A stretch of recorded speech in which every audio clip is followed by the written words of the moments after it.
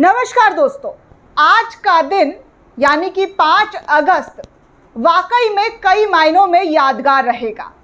आप सभी को पता है कि 5 अगस्त के दिन कश्मीर के अंदर धारा 370 हटा दिया गया। आज ही के दिन राम मंदिर का आधारशिला रखा गया था। लेकिन आज बांग्लादेश से जो भयावह तस्वीर आ रही है, डरावनी तस्वीर आ रही है, वो भी कई मायनों में याद रखा जाएगा, क्योंकि आज ही के दिन शेख हसीना जो बांग्लादेश की प्रधानमंत्री हुआ करती थी, क्योंकि अब वो बांग्लादेश की प्रधानमंत्री नहीं है। आपको बांग्लादेश से जुड़ी तमाम अहम खबर बताऊंगी, साथ ही आपको ये भी बताऊंगी कि बांग्लादेश का आंच भारत तक कैसे पहुंच गया है, कैसे भारत में हाई अलर्ट जो है वो जारी कर दिया गया है। बांग्लादेश की आंच भारत तक आ गई है दोस्तों। आप सभी को पता है कि कैसे बीते कई दिनों से बांग्लादेश के अंदर प्रदर्शनकारी जो है प्रदर्शन कर रहे थे। वहां के प्रधानमंत्री के खिलाफ लगातार प्रदर्शन हो रहा था, लेकिन उन प्रदर्शनकारियों को उपद्रवी और ना जाने क्या क्या नामों से नवाजा जा रहा था। लेकिन आज एकाएक सुबह से ही खबरें लगातार निकलकर सामने आई कि कैसे शेख हसीना के दफ्तर पर, पीएमओ ऑफिस पर वहां के नागरिकों ने धावा बोल दिया और कहा कि तानाशाही नहीं चलेगी, नहीं चलेगी। लेकिन अब शेख हसीना वहां से तो आनन फानन भागी, लेकिन यूके में भी उनको शरण नहीं दिया गया। यूके से भी उनको निकाल दिया गया और कहा जा रहा है कि भारत में इस प्रदर्शन का आंच जो है वो देखने सुनने को मिल रहा है। एक एक जानकारी आपको देने वाली हूं कि क्या कुछ हो रहा है, बांग्लादेश से जो अपडेट आ रही है और भारत में क्या हो रहा है, वो तमाम जानकारी आपको इस वक्त बताने वाली हूं कि कैसे शेख हसीना के भारत में छुपे होने की खबर निकलकर सामने आ रही है। कहा जा रहा है कि भारत ने उसे शरण दिया है, यूके से उसे निकाल दिया गया, यूके में उसे वीज़ा परमिट अलाउ नहीं किया गया, लेकिन भारत में उसे छुपाया गया है, जिसकी वजह से बांग्लादेशी प्रदर्शनकारी और ज़्यादा उग्र हो गए हैं।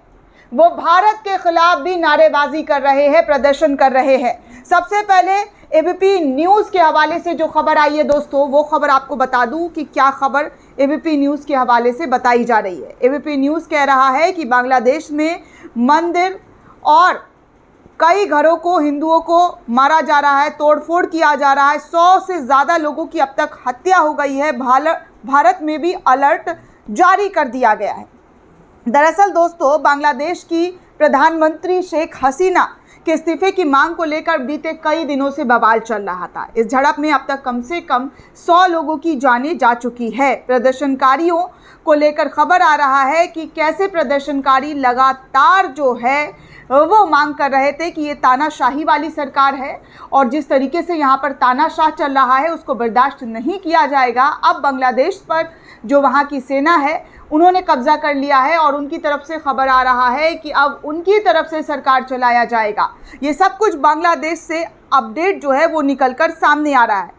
द इंडियन एक्सप्रेस की रिपोर्ट के मुताबिक दोस्तों आपको बता दूं कि इस्कॉन और काली मंदिर समेत हिंदुओं के घरों को निशाना बनाया गया है। हंगामे को देखते हुए भक्तों को शरण लेने के लिए मजबूर होना पड़ा है, जिसमें कई लोगों की जान जा चुकी है, चाहे वो हिंदू हो या मुसलमान। भारत ने लोगों को यात्रा से बचने को भी कहा है। बांग्लादेश में इस समय इंटरनेट और मोबाइल नेटवर्क बंद कर दिए गए हैं। वहाँ पूरे देश में कर्फ्यू लगा दिया गया है। जी हाँ, बांग्लादेश का कोई शहर नहीं बल्कि पूरा बांग्लादेश में इस वक्त कर्फ्यू लगा हुआ है। पिछले दिनों बांग्लादेश में आरक्षण को लेकर दोस्तों काफ़ी बवाल हुआ था, जिसमें वहाँ की सुप्रीम कोर्ट ने इस आरक्षण को ख़त्म कर दिया था। अब प्रदर्शनकारी सरकारी नौकरियों में आरक्षण के मुद्दे पर बवाल को लेकर सरकार से इस्तीफे की मांग कर रही थी कि सरकार को इस पद पर रहने के लिए जो है किसी भी हद से वो नहीं कैपेबल है। जिसके बाद ये हिंसा भड़कते गया और ऐसा भड़का कि शेख हसीना को अपना ही मुल्क छोड़कर भागना पड़ा, अपना ही देश छोड़कर जान बचाना पड़ा। और जैसे ही ये खबर निकलकर सामने आई तो कहा जा रहा है भारत के प्रधानमंत्री को लेकर भी कुछ इसी तरीके से टिप्पणियां जो है वो देनी शुरू कर दी गई है कई यूज़र्स के ज़रिए। वो भी मैं ट्वीट आपको दिखाऊंगी कि कैसे भारत में लोग प्रधानमंत्री को लेकर ये तमाम बातें कही जा रही है कि कैसे यहाँ पर आरक्षण खत्म करने की कोशिश की जा रही है, लोगों को से रोज़गार छीन लिया गया है, रोज़गार नहीं है। तो ये तमाम जानकारी जो है सोशल मीडिया पर इस वक्त शेयर किया जा रहा है। सबसे पहले मैं आपको कुछ तस्वीरें, कुछ वीडियो दिखाना चाहूँगी कि कैसे वहाँ पर जो प्रदर्शनकारी हैं, पीएमओ ऑफिस का जब घेराव किया तो कहा जा रहा है कि शेख हसीना जो है वहाँ पर लंच करने वाली थी। आज उनका कोई प्रोग्राम था, जिस लंच को वहाँ के प्रदर्शनकारी लूट कर खाते हुए नजर आ रहे। रुफेल गांधी ने इस खबर को शेयर किया। तो आप साफ तौर पर देख सकते हैं कि क्या तस्वीरें हैं और कैसी फ़ोटोज़ जो है वहाँ से निकलकर सामने आ रही है। आगे रणविजय ने भी वीडियो शेयर करते हुए लिखा है कि बांग्लादेश की संसद का हाल देख सकते हैं कि कैसे प्रदर्शनकारी जो है संसद भवन के अंदर घुसकर उत्पात मचाते हुए नज़र आ रहे हैं, हंगामा करते हुए नज़र आ रहे हैं। एक से बढ़कर एक तस्वीर वहाँ की सामने आ रही है। न्यूज़ 24 के हवाले से खबर आ रहा है कि बांग्लादेश में तख्ता पलट के बाद गाज़ियाबाद के हिंडन एयरबेस पर उतरा शेख हसीना का विमान, यानी कि वो गाज़ियाबाद के हिंडन एयरपोर्ट पर लैंड करते हुए नजर आई हैं। कई देशों ने उनको शरण देने से साफ तौर पर मना कर दिया।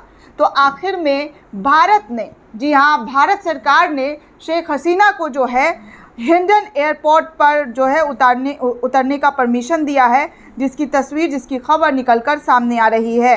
कहा जा रहा है कि कई यूज़र्स तो देखिए, जैसे कि मैं कह रही थी, प्रधानमंत्री को लेकर हमारे ट्वीट कर रहे हैं, जिनमें कांग्रेस के कई कार्यकर्ता, कई नेता हैं। वो लिखते हैं कि पनौती स्ट्राइक्स अगेन, डोनाल्ड ट्रंप का क्या हाल हुआ, सना मरीन का क्या हाल हुआ, और ज़ाहिर बोल्सन का क्या हाल हुआ, ऋषि सुनक का क्या हाल हुआ, और अब 9 जो है इसमें शेख हसीना का भी नाम ऐड हो गया है। तो कई यूज़र्स कांग्रेस की तरफ से इस तरीके की टिप्पणियां कर रहे हैं। भारत समाचार ने भी खबर शेयर करते हुए लिखा है कि ढाका में बंग बंधु मेमोरियल पर आंदोलनकारियों ने बुलडोज़र चला दिया है। सड़कों पर उपद्रव और आगजनी हो रही है। शेख हसीना देश छोड़कर भारत आ चुकी है। बांग्लादेश पूरी तरीके से अराजकता की चपेट में पहुंच चुका है। आगे देखिए, हंसराज मीना नाम के एक यूज़र है, उन्होंने भी बांग्लादेश की करंटली तस्वीरें शेयर की है, जहां पर प्रदर्शनकारियों का भीड़ जो है आप साफ तौर पर देख सकते हैं कि किस कदर वहां पर भीड़ जो है वो इकट्ठा हुई है। ऐसा लग रहा है पूरा का पूरा बांग्लादेश सड़कों पर उतर आया है। इन्होंने लिखा है कि जिस देश में आंदोलनकारियों को देशद्रोही और आतंकी कहा जाता है, उस देश की जनता तानाशाह का तख्ता पलट कर देती है। डरा नहीं रहा हूँ, बस आपको बता रहा हूँ कि ये हाल तानाशाहियों का हमेशा हुआ है। जब जब तानाशाही सर चढ़कर बोलता रहा है, तब तब उन तानाशाहियों का सर ऐसे ही प्रदर्शनकारी हो या आंदोलनकारी हो, उनके ज़रिए झुका दिया जाता है। श्रीलंका में भी आपने देखा कि क्या हाल हुआ था, कैसे श्रीलंका के राष्ट्रपति प्रधानमंत्री को जान बचाकर भागना पड़ा था। ठीक वैसे ही बांग्लादेश की तस्वीर सामने आ रही है। देखिए, एक और यूज़र है, उन्होंने लिखा कि बांग्लादेश की पार्लियामेंट और सांसदों की सीट पर आवाम का कब्जा हो गया है। हर तानाशाह को पद से गिरना पड़ता है। शेख हसीना की 15 साल सरकार 15 मिनट में जनता ने बिखेर दी। लोकतंत्र को ख़त्म करने वाली हसीना का तख्ता जो है वो आज पलट कर दिया गया बांग्लादेश के नागरिकों के ज़रिए। अब देखिए, कांग्रेस की तरफ से जो यूज़र्स हैं वो लिख रहे हैं कि कैसे जो है हमारे देश में जो है और बांग्लादेश में जो है सिचुएशन एक जैसी थी कि तमाम चीज़ों को, इकोनॉमी जो है वो ध्वस्त होती हुई नज़र आ रही है। गवर्नमेंट में वैकेंसियाँ जो थी वो नहीं निकाली जा रही है, पद खाली है लेकिन उसको भरा नहीं जा रहा है, और फ्रीडम ऑफ स्पीच को जो है बार बार रोकने की कोशिश वहाँ भी की जा रही थी, यहाँ भी की जा रही है। और देखिए, आज तक ने भी खबर शेयर करते हुए लिखा है कि बांग्लादेश में बगावत के बाद भारत अलर्ट पर है। बॉर्डर पर जो है भारत के अलर्ट कर दिया गया है। अब देखिए, एक और यूज़र ने लिखा है कि शेख हसीना बांग्लादेश की सत्ता में सिंहासन से चिपक गई थी। शेख हसीना 2009 में लगातार बांग्लादेश की प्रधानमंत्री हैं। इस बीच उन्होंने देश में लोकतंत्र को मात्र जिंदा, जी हाँ, लोकतंत्र के नाम पर बस जिंदा रखा था। शेख हसीना ने विपक्षी दल के नेताओं को जेल में डलवा दिया, चुनाव आयोग के साथ धांधली से चुनाव जीता। बांग्लादेश में हत्याएं, नरसंहार कराए गए, प्रोटेस्ट को ज़बरदस्ती कुचलने की कोशिश लगातार की गई। कुर्सी किसी भी हाल में छोड़ने को शेख हसीना तैयार नहीं थी, लेकिन आज उन्हें बांग्लादेश छोड़कर भागना पड़ा। हर तानाशाह का दुखद अंत आता है, ये बात हर तानाशाह को जानना चाहिए। तो इस तरीके की बातें की जा रही है। और ठीक जैसे यहाँ का गोदी मीडिया काम करता था, वहाँ का भी गोदी मीडिया ऐसे ही सरकारी एडवर्टाइजमेंट पर तलवे चाटने को मजबूर रहता था। तो वहाँ के गोदी मीडिया को लेकर भी तस्वीरें बार बार यहाँ के ज़रिए शेयर किया जा रहा है। देखिए, कहा जा रहा है कि किस तरीके से जो है बांग्लादेश की सड़कों पर लोग उतर आए हैं और नमाज अदा भी कर रहे हैं जब शेख हसीना से बांग्लादेश को आज़ाद करवाया गया। तो इस तरीके की खबर आप देख सकते हैं दोस्तों कि क्या निकलकर सामने आया है।